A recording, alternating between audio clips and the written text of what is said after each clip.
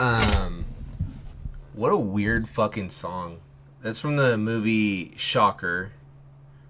The song's called Shocker, from the band Dudes of Wrath, which was comprised of Kiss's Paul Stanley, producer Desmond Child, both on vocals, Def Leppard's Vivian Campbell on guitars, Whitesnake's Rudy Sarzo on bass guitar, and Motley Crue's Tommy Lee on drums.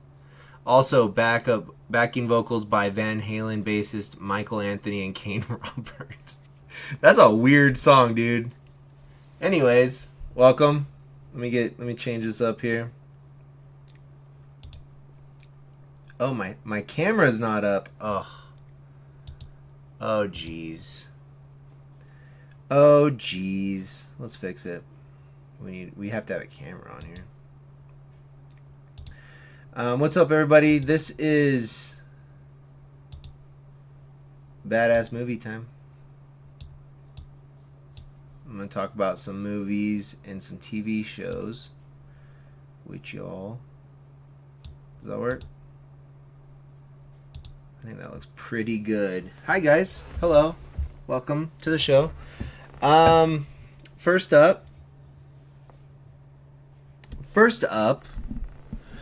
I haven't done one of these in like over a month. I've had so many things to talk about movie-wise, and I just haven't been doing it because I have video games I'd rather be playing than being on here talking to any of you. But I don't know if I've mentioned this before, but one of my all-time favorite movies is Return of the Living Dead. Return of the Living Dead's a great movie. I think most horror people probably enjoy Return of the Living Dead or have enjoyed this movie. I remember the first time I saw it, I was 11. My parents had just gotten a satellite dish called Dish. Go figure. They were really reaching with that title for that company, right? Dish.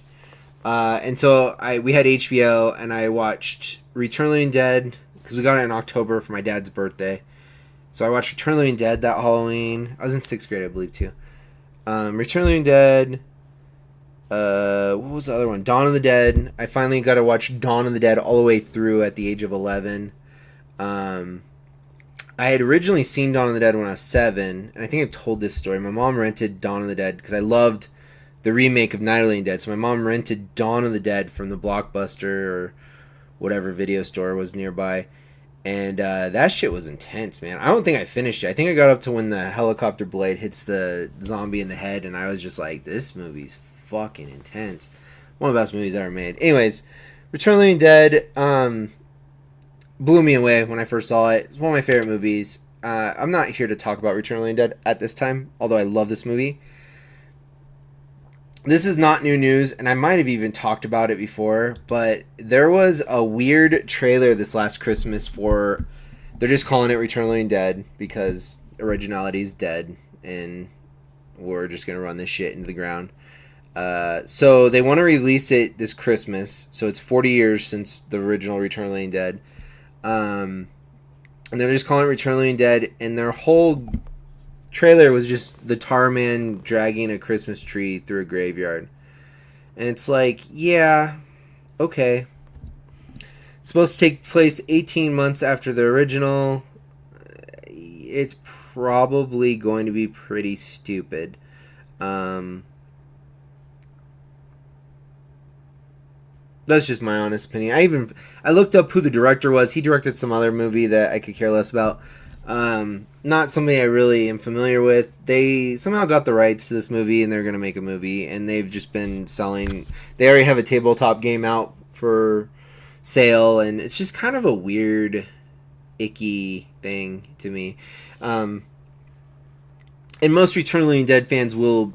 They'll be able to, especially if they're my age, they'll be able to express to you how stupid Necropolis and Rave from the Grave were when those premiered on Sci-Fi. It sucked because I was so excited. And you might be saying, well, like, or they made for TV movies, and no, not necessarily.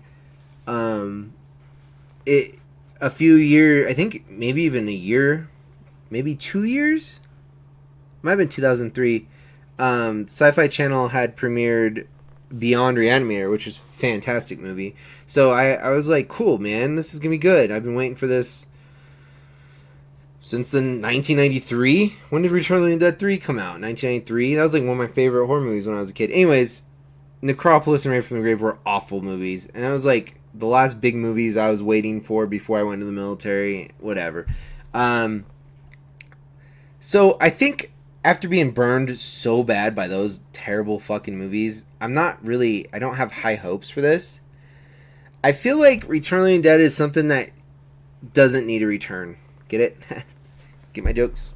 They're funny. I feel like it's kind of been done. It's done. Zombie movies in general are done. And it's stupid because Return of the Living Dead is a very solid like idea that you could technically do your own thing with. If you have to call it Return of the Living Dead, you can call it something different, right? You can make a zombie movie. You could probably even make a zombie movie with zombies in canisters eating brains and have it be cool and not even call it Return of the Living Dead at this point. So this is just stupid to me, kind of. But the reason I'm talking about this, normally I would just ignore this and go whatever. The reason I'm talking about this is because there's also Linnea Quigley, I believe I'm saying her name right. She wants to do Trash's Revenge, and she has an Indiegogo going for this, and they want to do. She has Thomas Matthew. She has all the people from the original Return of the Living Dead trying to make their own movie. They're going to call it Trash's Revenge. I don't even think they have the funds for this movie yet. And their gimmicks and their promotional videos that they're uploading to YouTube are even worse than Tarman dragging a Christmas tree through the. I got the shittiest picture I could, by the way. This isn't from the actual people who are making the movie. They have slightly better promotion, but Trash's Revenge is just yikes. I believe there was a lawsuit. I think the actors were trying to take control of the property as if it's some, magical thing. And it's like, you guys are all fighting over shit. Like, the people who made Return of the Living Dead are gone. Like, the people who actually own this are gone. The director's gone. He's no longer with us. It's a little weird. I don't know, man. I really like Return of the Living Dead 2. They kind of did their own thing. They kind of set up their own little story with their own thing. And then they did Return of the Living Dead 3, and Brian Usna did that, and it was kind of its own thing. And those worked. And I mean, Necropolis and Rain from the Grave were their own things as well, but they were not good renditions. The point is, with this series, you could fucking get away probably with doing Return of the Living Dead 4 and start your own story. You just need zombies and canisters eating brains and have them talking and have some funny things and have some dark humor, and that's kind of all you need to do. I don't know why this is so hard I don't need a year of promotion for this shit. You should just, whoever gets the rights to this bullshit next, whoever it is, whatever random asshole decides, I need to make Return of the Living Dead for the 50-year anniversary, 10 years from now, take that shit, make a movie, and release it and shut the fuck up. That's all you gotta do. If you have all this money for all this bullshit, for lawsuits, all this crap, like, the people who were in Return of the Living Dead in 1985, move the fuck on. Make your own zombie movie. I mean, that's kind of what they're doing. They're gonna call it Trash's Revenge.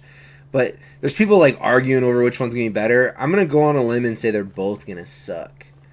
So while I was kind of like doing some research and like looking at this crap, I ended up picking up a movie. I think this is a German version. I got a German copy of it for whatever reason. I couldn't find it on an American DVD. Bombshell Bloodbath. It's a movie I posted pictures of it on Facebook like in 2014. Maybe I think it came out in 2015. I forgot all about this movie. And somebody said this is like the 6th Return of the Living Dead. I 100% disagree. It wasn't that good. It was kind of cool.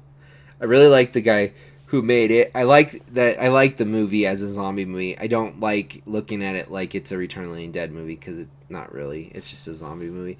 But the funniest thing about this movie is when I was watching it, this girl looks like Logan Paul. Right? It's like if Logan Paul was a chick. Anyways, so I checked this out while doing all this, and I just kind of got burnt. And I'm probably gonna get burned when I watch this bullshit.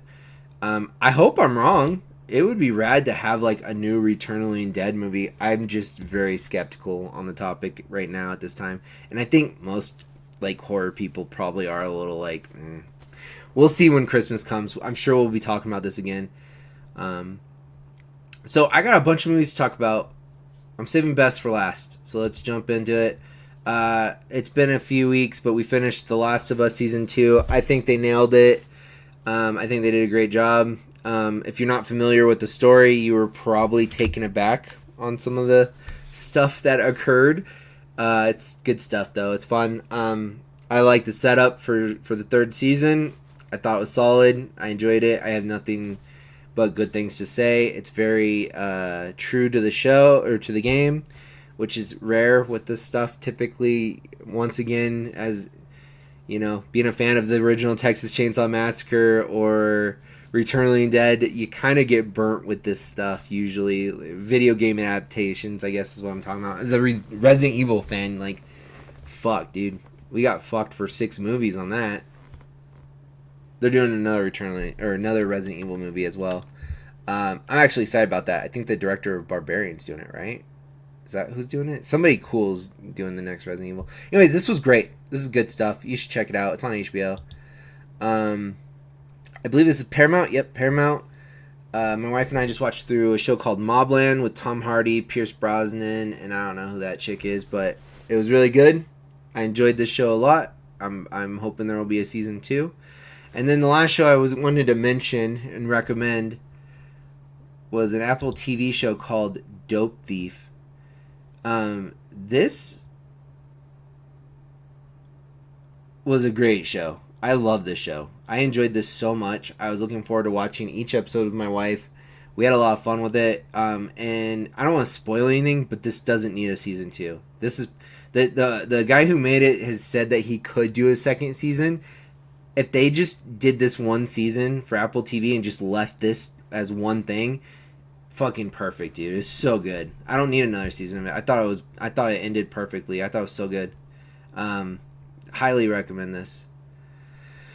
Alright, so normally when I do this, I want to just recommend movies to people. I want to get you to watch things. I don't really want to bitch and be too critical of things. The next movie I'm going to talk about fucking sucked, though. I kept looking at this movie at Walmart, and I kept going, I don't know. The last Nicolas Cage movie I saw that, I don't even remember what it was called. He did some fucking weird movie. Mandy is great, right? He was in Mandy, and that was wonderful. That was a really fucking cool movie. And then he did a movie right after that. I didn't like The Color of Space. I didn't like that crap either. He did a couple, like, bad movies. So Longlegs, I was like, I don't know. And so I got it for like $8 at Walmart and watched it with my wife, and I don't think either of us really liked it. It was weird, and not a good weird. Like Mandy's fucking weird too, but I didn't care for this. I don't know if I'm alone on that. Did anybody else see this or care about this? I don't know. So there you go. There's a movie that I didn't like. It does happen. This one, I didn't hate this movie.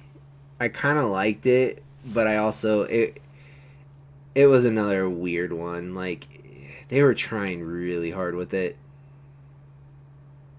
I don't really have a lot to say. I was excited to see it. I love that they took, Monkey Shines and kind of went overboard with it. It's, a bizarre take on the monkey paw story, which is, I think what Stephen King was going for. Funny story about this movie, they couldn't use the clapper monkey because Disney owns the rights to the clapper monkey, so they had to turn him into a little drummer monkey.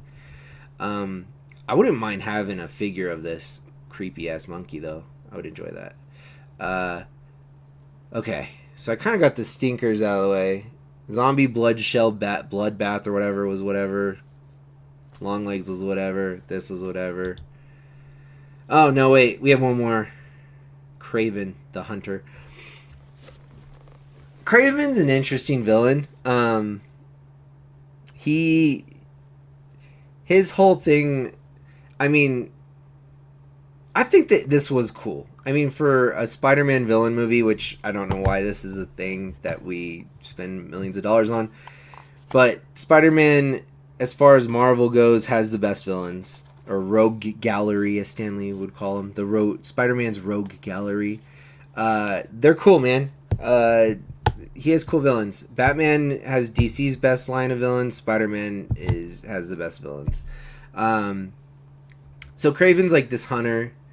And in this story, he's kind of the hero of the story, but it's very weird. It's graphic. It's graphically violent, but I don't feel like anybody other than 12-year-olds would enjoy this. Although I kind of enjoyed it. I don't know. It was weird. It was a weird movie. I really like the way they wrapped it up. My wife disagrees. My wife thinks the ending of this movie is so stupid and weird, but I kind of am familiar with, like, you know, Calypso and Chameleon and all that, so I kind of knew like what was gonna happen, and I was happy that they followed through with what they were setting up, because they easily could have just focused on Kraven and not done the other stuff. Yeah, I thought it was cool. It was all right. Venom's still the best out of these rogue galleries. Morpheus was weird. I liked Morpheus, but a lot of people hated Morpheus. But I don't... Is anybody liking these movies? Like, are these popular at all? I've had Kraven recommended to me. Like, I've had people go, Kraven's cool. It's weird. Weird stuff. Okay. Now, you're probably thinking, oh, he's still ragging on movies?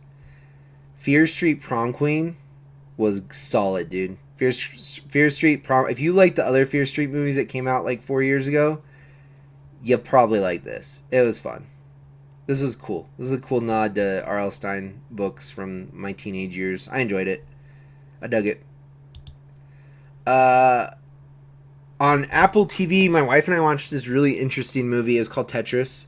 And it is a story of how we got the rights from Russia to America to be released on the Nintendo Game Boy before the Game Boy came out. And I don't know if anybody ever played with the fat Game Boys, the old gray Game Boys from back in the day, the black and white yellow screen Game Boys. Most people had a copy of Tetris because most Game Boys are sold with Tetris. And you had to be there to understand what the fuck I'm talking about probably. But the story behind us getting the rights from Russia is absolutely crazy. I've heard bits and pieces of it, so watching this movie kind of put it all together. Great movie. It's very interesting. If you like thrillers, which it was...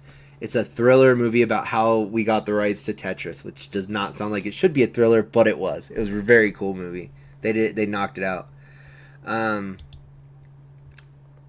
I'm doing this fast. I cruised through all that. I talked extensively about 28 Years Later on my personal YouTube page. There's a great review. It's under the posts on this YouTube that you're watching this episode of Bat. Well, if you're on Twitch, go to the YouTube. Figure it out, dude. There's a review of 28 Years Later. I posted it somewhere. Find it. Watch it. Fucking great movie. I'm very excited to check out the sequel, The Bone Temple, I think, or something like Bone Temple, which is coming out February? I don't know, 28 weeks from now. It's coming out. Well, like 26, maybe 27, 25 weeks, something like that. It's supposed to come out 28 weeks after 28 Years Later, so interesting stuff. I enjoyed this. Okay. Tonight, my wife and I just watched the movie Sinners. I've had a ton of people recommend this movie to me. I was pretty excited to watch this. We were going to watch this in the theaters, but my wife and I missed our chance. We ended up watching Thunderbolts instead of Sinners, and I really wish I had seen Sinners, but Thunderbolts is cool. This is a really cool horror flick. I loved it. I liked what they were saying with it. I liked the way they did it. It was just a good movie. I mean, I've heard a lot of comparisons to From Dusk Till Dawn. I definitely see From Dusk Till Dawn.